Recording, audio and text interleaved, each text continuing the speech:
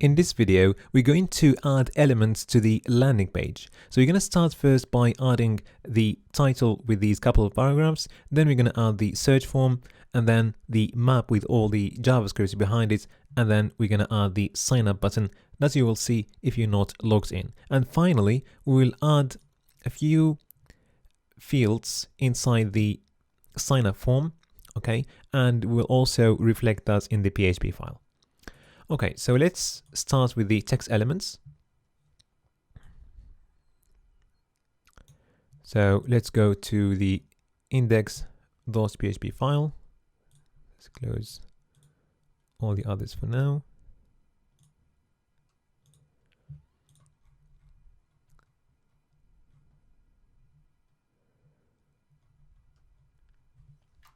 Okay, and straight after the navigation bar, let's add a container div. So there's going to be a div that we're going to give a class container or container fluid to make it take the full width of the page. Okay, and let's give it an ID, for example, my container. Okay, and then inside the div, we're going to have a row. Okay, we need this to use the Bootstrap grid system.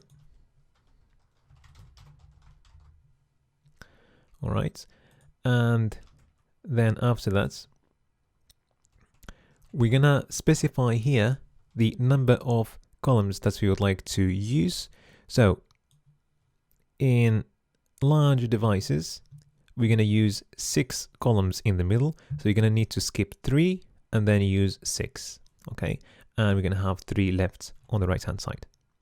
Okay, so we're going to do this for medium devices. So you're going to have a div of class column medium 6. Okay, and to skip 3 columns at the beginning, we're going to add another class column medium offset 3. All right. Okay, so first let's add this title. So you're going to have a heading.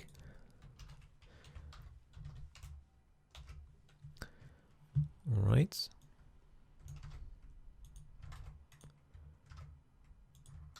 So let's save and refresh our page to see what we can see there.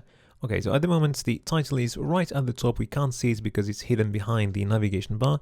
So what we're going to do, we're going to add some margin top to the container. So let's go to the styling file and just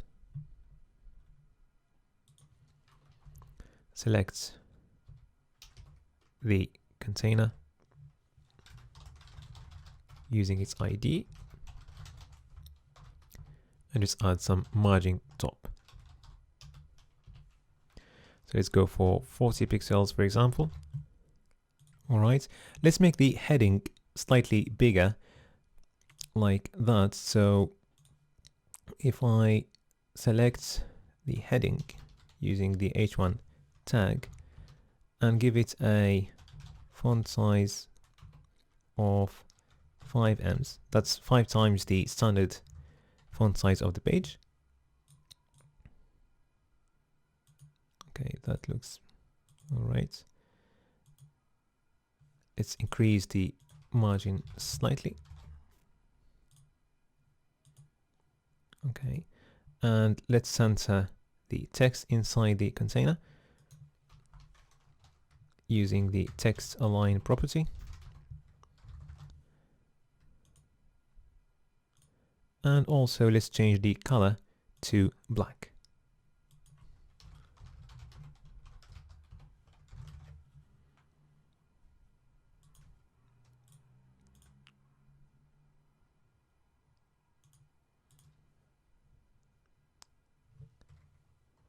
Okay, that looks better. All right, now let's move to the couple of paragraphs you can see there.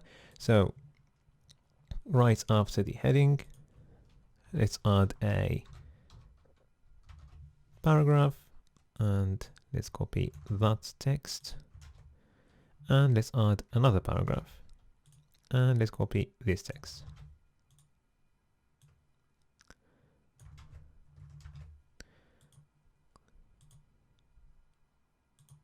All right. So let's make the font size of this paragraph slightly bigger. We can do that by adding the lead class. That would be okay. All right. And let's make this one bold. So you can give it a class bold, and then we can style that class using the font weight property. Just like this.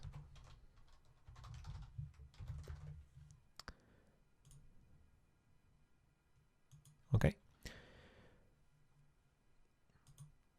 All right. Now let's move to the search form.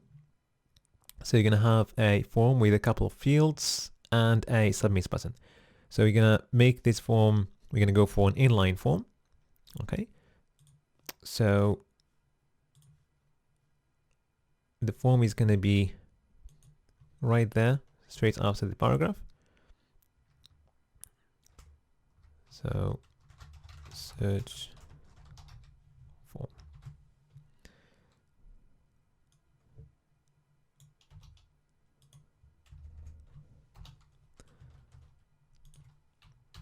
Okay. So we're going to use the form tag. Let's give the form a few attributes. So to make it an inline form, we're going to give it a class form inline. Okay. And the method of this form is going to be the get method. Okay.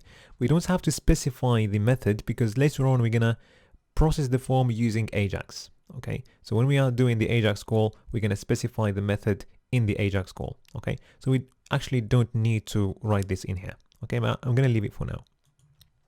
And then let's give our form an ID. Let's call it search form. Okay. So let's start with the first field of the form.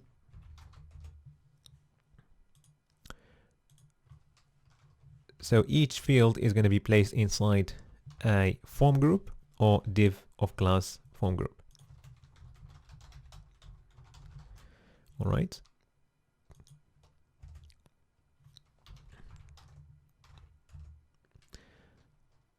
So we're going to have an input.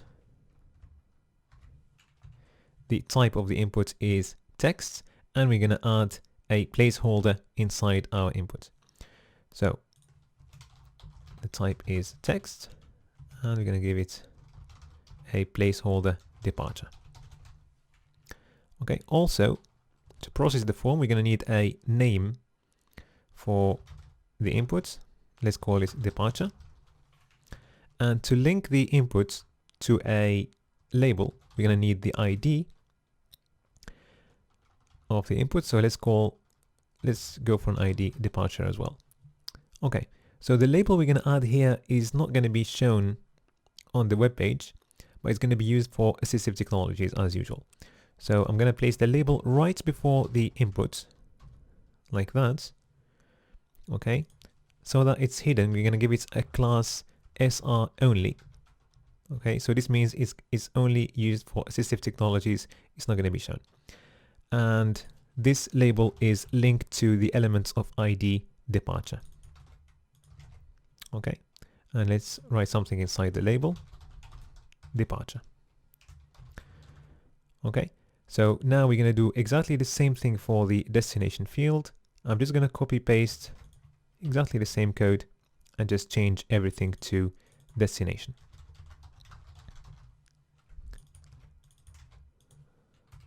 Okay.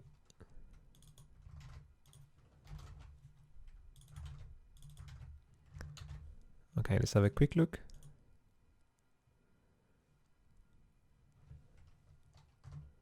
So that's how our form looks like for now. And the only thing missing is the submit button. So it's going to be an input of type submit. Okay. And let's give it a value. This is what you're going to see inside the button. Okay. Search. And to style the button, let's give it a few classes. So you're going to go for a button class and then button large to make it large. Okay. So let's see how it looks. Great. And we're going to add the green class to give it this nice green color. Okay. We've used the green class before in the Notes app, so we're just going to use exactly the same class here. Okay, perfect. And finally, let's give it a name for PHP processing, and let's call it search. Okay, so that's our search form. Okay. In the next video, we're going to build the Google map.